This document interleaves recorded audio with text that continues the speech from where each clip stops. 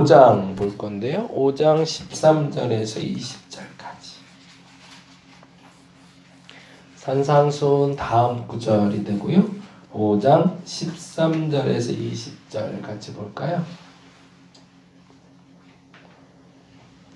5장 13절에서 20절까지 우리 같이 한 목소리로 읽도록 하겠습니다.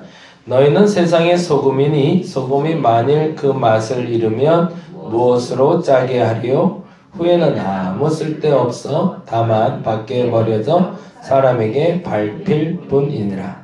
너희는 세상의 빛이라. 산 위에 있는 동네가 숨겨지지 못할 것이요. 사람이 등불을 켜서 말 아래에 두지 아니하고 등경 위에 두나니 이러므로 집 안 모든 사람에게 빛이 있느니라. 이같이 너희 빛이 사람 앞에 비치게 하여 그들로 너희 착한 행실을 보고 하늘에 계신 너희 아버지께 영광을 돌리게 하라. 내가 율법이나 선지자를 폐하려 온 줄로 생각하지 말라. 폐하러 온 것이 아니요 완전하게 하려 함이라. 진실로 너희에게 이르노니 천지가 없어지기 전에는 율법이 1.1획도 결코 없어지지 아니하고 다 이루리라. 그러므로 누구든지 이 계명 중에 지극히 작은 것 하나라도 버리고 또 그같이 사람을 가르치는 자는 천국에서 지극히 작다 일컬음을 받을 것이요 누구든지 이를 행하며 가르치는 자는 천국에서 크다 일컬음을 받으리라. 내가 너희에게 이르노니 너희 의가 서기관과 바리새인보다 더 낫지 못하면 결코 천국에 들어가지 못하리라. 아멘. 아멘. 마태복음 5장부터 8장까지가 굉장히 중요한 예수님의 가르침이 나오고 있고요. 창세기, 출애굽기도 중요하지만 레위기가 중요한 이유는 창세기와 출애굽기를 살아내면서 만들었던 법들, 삶 속에 만들어진 법들의 완전체가 레위기이기 때문에 레위기가 중요합니다. 근데 우리가 레위기를 읽기를 좀 꺼려하는 이유가 딱딱하죠. 내용이 딱딱하고 사실은 우리의 삶 속에서 일어나는 일들보단 당대 유대인들의 삶, 보다 정확히는 그 창세기 출애굽기를 거쳐서 그 광야 시대를 살던 이들의 법률이기 때문에 사실은 우리하고 이렇게 연결되는 법들이 많지 않습니다. 그래서 별로 재미가 없는데 그냥 상상 속에서 여러분의 머릿속에서 그 시대로 돌아가서 그 시대의 법이 어떻게 운영이 됐고 하나님 무엇을 거룩하다 하셨는지 무엇을 불결하다 하셨는지를 좀 구별해낼 수 있는 그 기준점만 세운다면 레위기를 훨씬 더 재미나게 분명하게 볼 수 있습니다. 그러니까 레위기의 법령이 사실은 원칙적으로 지금 이 시대에도 적용될 만큼 뚜렷한 법령도 있지만 그러나 그 시대의 그 상황에 맞는 법령들도 있다라는 것을 전제로 레위기를 보면 훨씬 쉽게 볼 수 있는데 그것을 좀 절대 법률을 내서 예를 들어서 레위기 11장에 먹을 것과 먹지 말아야 될 것에 대한 구별점, 그래서 뭐 굽이 갈라진 것들, 뭐 되새김을 하는 것들, 뭐 이런 기준으로 말하고 있는데 그것을 우리 지금의 법으로 이렇게 딱 규정지어서 말하는 것은 잘못됐다. 그 기준은 우리가 조금 좀 달리 봐야겠죠. 근데 반면에 이 마태복음 5장의 법은 조금 더 보편화된 법을 얘기하고 있습니다. 그러니까 레위기의 법은 하나님 앞에서 당대 살았던 유대인들을 위한 법이었다면 이 마태복음은 그 유대인을 넘어서 세상에 사는 그리스도인들. 그런데 동일한 공통점이 하나가 있다면 그 공통점은 거룩하게 사는 것에 있습니다. 당대의 레위기의 법에서는 유대인들 안에 유대인들 문화에 유대인들의 시대에 맞는 거룩에 대한 기준점을 제시해 준 것이 레위기라면 그래서 너희는 내가 거룩하니 너희도 거룩하라 라고 말한 것처럼 당대의 그들의 습관과 풍습과 문화에 맞는 거룩을 말했다면 지금 5장부터 8장에서 나오는 이 법은 당대의 이방 사람들, 보다 정확히는 세상 속에 그리스도를 아는 자들이 거룩을 지켜내는 방법에 대해서 이야기하고 있어요. 그래서 그 기준으로 보시면 훨씬 더 보편적인 가치에서 좀 더 잣대가 너무 편협하지 않게 적용될 수 있을 것 같습니다. 그래서 그 시작점에서 주께서 제일 먼저 말하신 건 그 거룩을 지키기 위해서 첫 번째는 5장 1절에서 11절까지 성품을 얘기하고 계시죠. 내적 소양이 갖춰지지 않는 한 외적 소양은 드러날 수 없다. 이게 먼저 시작점입니다. 그래서 5장 1절에서 11절까지 팔복의 얘기를 하는데 사실은 팔복은 어떤 행실에 대한 이야기가 아니라 내적인 성품에 대한 이야기죠. 그래서 18가지가 이렇게 돼 있죠. 입을 열어가라 사대 라면서 5장 2절 이후에 3절부터 이렇게 얘기합니다. 심령이 가난하고 애통하고 5절에 온유하고 6절에 의에 줄이고 목마르고 7절에 긍휼히 여길 줄 알고 8절에 마음이 청결하고 9절에 화평할 줄 알고 10절에 의를 위하여 박해를 받는 자라는 기준으로 나오는데 재미난 건 3, 4, 5, 6, 7, 8, 9까지 해서 우리가 팔복을 얘기하면서 10절을 사실은 살짝 좀 뺄 때가 있어요. 왜냐하면 요 10절 이후는 13절과 연결되고 있기 때문이기도 하지만 우리 마음에 그렇게 쏙 마음에 드는 복은 아니기 때문에 그렇죠. 근데 실질적으로 팔복을 얘기할 때 10절도 같이 얘기를 해줘야 맞습니다. 근데 중요한 건 아까 말한 대로 심령이 가난한 것, 애통한 것, 온유한 것 모두 다 속성, 성품에 관련된 얘기라는 거죠. 내 안에 내적인 성품이 무엇을 만나면 달라진다고 금요일날 말씀드렸죠. 복이 아니라 복음을 만나면, 예수 그리스도를 만나면, 하나님을 만나면 거름막처럼 심령이 가난했는데 가난한 것이 마치 물이 흘러가듯이 물의 정수기에서 물이 흘러가듯이 녹슨 물이 더러운 물이 그 여과기를 통과해서 맑은 물이 나오듯이 예수 그리스도를 통과만 하면 심령이 가난한 자는 천국을 갖게 될 것이고 애통하는 자는 위로받게 될 것이고 라는 공식과 같은 삶을 살게 될 것이다. 그럼 여기서 중요한 건 뭘까요? 심령이 가난하고 애통하고 온유하고 의에 줄이고 목마르고 등등의 자신이 어떤 존재인지를 아는 게 제일 중요하겠죠. 내가 어떤 사람이야? 난 심령이 가난해. 그걸 인정하고 복음을 받아들인 자는 천국을 갖게 될 거라는 거예요. 근데 우리가 뭘 못하고 있냐면 나를 인정을 못하는 거죠. 내가 왜 가난해? 내가 무슨 심령이 가난해? 난 안 가난해. 그런 사람은 죄송하지만 예수를 만날 수도 없고 천국을 경험할 수도 없다는 얘기. 애통하는 자라는 말은 지난주에도 말씀드렸지만 죄에 대한 애통을 얘기했거든요. 죄가 너무 나를 사로잡아서 아프다. 이걸 느낄 수 아는 자, 정확히는 그 죄를 인정하는 자, 그 죄의 세폭에서 이제는 조금 좀 벗어나고 싶다고 말하는 자, 그가 예수를 만나면 비로소 위로받게 될 것이고, 온유한 자, 그가 하나님을 만나야 땅을 기업으로 받을 것이고, 긍휼히 여기는 자, 그가 복음을 만나야 긍휼히 여김을 받을 것이고, 그렇게 해서 8가지가 전체로 완전체처럼 우리의 삶의 성품으로 만들어지면 비로소 그 다음에 해야 될 일이 있는데 이 만들어진 성품으로 세상 속에 던져진다는 거죠. 그 그리스도의 성품으로 너희끼리 행복하게 잘 살아라, 이게 하나님 뜻이 아니라는 거죠. 교회는 그 여가지 역할을 해서 어디로 흘러가야 되는 거죠? 세상으로 흘러가게 만들어요.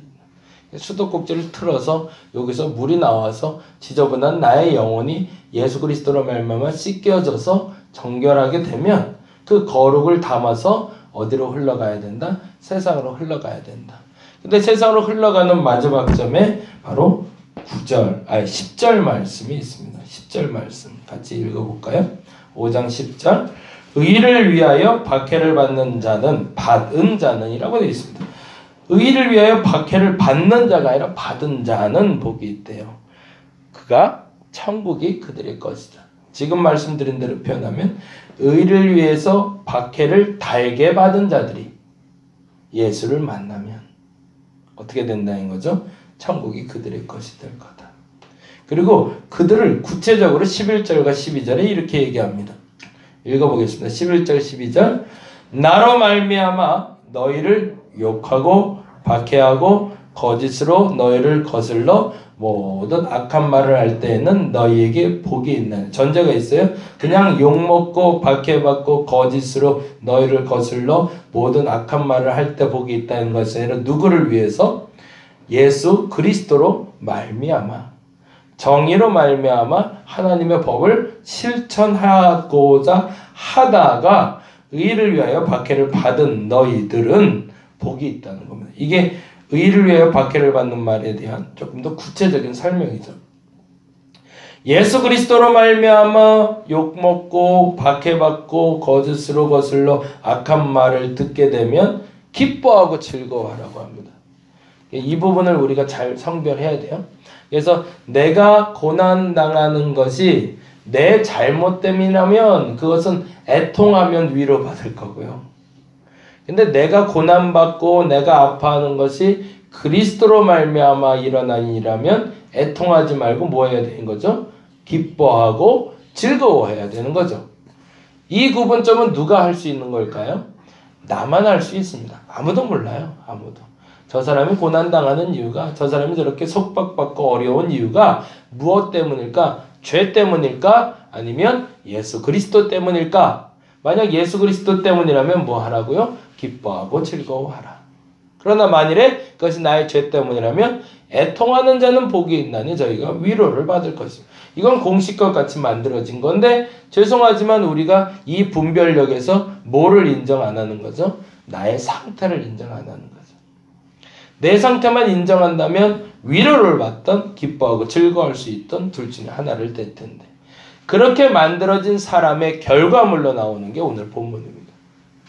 이러한 성품이 만들어진 사람들, 이러한 성품으로 다스려져서 예수의 사람이 된 사람들, 그들은 어떤 역할을 하느냐? 그들이 세상에 흘러가서 하는 역할이 우리가 아는 빛과 소금의 역할이라는 거예요. 예, 이 빛과 소금의 역할은 고난이 없는 상태에서 평온하고 안락한 상태에서 빛과 소금의 역할을 우리가 감당하는 것이 아니라 세상의 풍파가 내게 휘몰아치고 내게 고통이 오는 그 순간에 저 사람이 진짜 빛인가 저 사람이 진짜 소금인가가 분별이 된다는 얘기죠. 지금은 모르죠. 지금 평탄할 땐 잘 모르지만 이 평탄을 넘어서 정말 어려움을 저 사람에게 딱 한번 쳐봐야 진짜가 나타난다는 거죠. 예전에 그래서 그런 얘기 한번 한 적이 있는데 저희 감리사님이 저기 약간 동떨어진 고매동 쪽에 조금 외곽에 교회가 있으세요. 감나무 하나가 있는데 감나무가 열매를 하도 안 맺길래 저걸 어떻게 할까 지켜보다가 어느 날 안 되겠다 싶어서 도끼질을 한번 했대요. 빵 하고 쳤는데 좀 미안하더래요. 나무더라도 갑자기 기분 나빠서 이렇게 때린 것도 미안한데 도끼질을 해놨더니 그래서 미안해서 그냥 놔뒀다는 거죠. 한 1년만 더 있다가 배버리더라도 배버려야겠다. 왜냐면 이게 열매가 어정쩡하게 맺어서 이게 먹지 못할 감이 두두두둑 떨어져서 자꾸 지저분해지기만 하니까 이게 안 되겠다 싶어서 땅 하고 쳐놨나 봐요. 근데 그 이듬해 재미난 일이 벌어졌는데 그 나무 유래로 나무가 거기 생성된 이래로 가장 많은 열매를 그 해에 맺었다는 거예요. 그래서 깜짝 놀라서 이게 왜 이러나 그러고서 이걸 죽일까 살릴까 그러다가 수목원 하시는 분한테 가서 이제 물어봤다는 거죠. 도대체 얘가 왜 이러는 거냐? 왜 갑자기 이렇게 열매가 많아지냐 그랬더니 걔도 죽을 때를 알아요 그러더라고요. 그게 무슨 말이냐면 고난을 당하면요 나무는 기가 막히게 돼요. 뭐냐면 나머지 씨를 남겨야 된다는 사명감을 갖게 된대요. 내가 오래 죽겠구나. 이 도끼질을 딱 한번 치니까 내가 오늘 죽겠구나 싶어서 최대한 에너지, 액기스를 확 모아서 가장 많은 열매, 가장 좋은 열매를 맺는다는 거예요. 나무도 알고 있는데 사람이 모르는 거죠. 진짜는 고난을 당해야 나오는 거더라고요. 네, 고난을 당하면 그때 열매가 나오기 시작하는데 그 열매가 진짜인지 가짜인지는 고난 가운데 나온다는 거죠. 근데 그 고난의 결과의 열매를 예수께서는 두 가지로 얘기하십니다. 의를 위해서 박해받을 때 저 사람이 진짜 소금인지, 의를 위해서 박해받을 때 저게 진짜 빛인지 드러난다는 겁니다. 의를 위해서 박해받는데 소금 역할을 못하면 뭐 한다는 거죠? 버려진다는 거죠. 의를 위해서 박해받을 때 빛의 역할을 못하면 버려진다는 겁니다. 진짜는 거기서 나타납니다. 그리스도인이 된다는 것, 그것은 성품이 만들어지는 걸 말합니다. 긍휼한 마음도 있어야 되고, 근데 그거를 내가 만드는 건 아닙니다. 내가 할 수 있는 건 뭘까요? 아까 말씀드린 대로 인정하는 겁니다. 나는 긍휼이 좀 필요해. 나는 애통이 좀 필요해. 나는 위로가 좀 필요한 사람이야. 그리고 어디로 나가라는 거죠? 우리 주님 앞에 나가라는 거죠. 그 복음 앞에 나가기만 하면 주께서 나를 하나님의 사람도 만들어주시고 천국도 임하게 하시고 위로해 주실 거라는 겁니다. 그 다음에 뭐 해야 된다는 거죠? 의를 위해서 박해받는 그 순간에 내 본질을 드러낼 수 있어야 된다.